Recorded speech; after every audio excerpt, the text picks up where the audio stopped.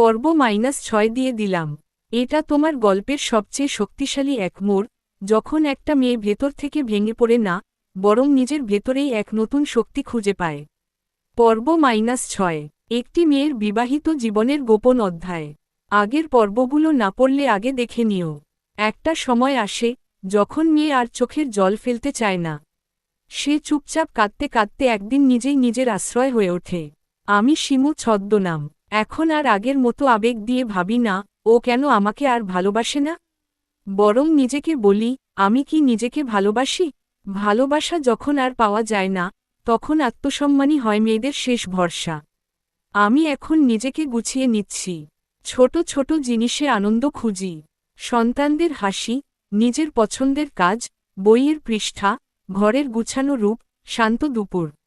আমি জানি সে হয়তো আর কোনোদিন বদলাবে না, কিন্তু আমি নিজেকে বদলাচ্ছি।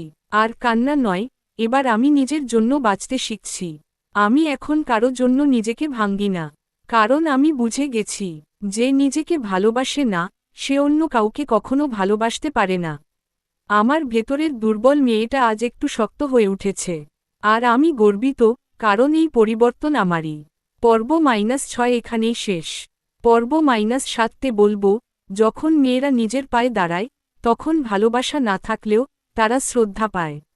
তুমি কি এমন এক পর্যায়ে এসেছ যেখানে নিজেকে নতুনভাবে চিনতে শিখেছ? কমেন্টে জানিও, তুমিও এই গল্পের এক সাহসী নায়িকা। আমার পেজের ভিডিও অথবা গল্প ভালো লাগলে কমেন্টে বলে যাও, এতে আমি আগ্রহী হব আরও সুন্দর ভিডিও বানাতে।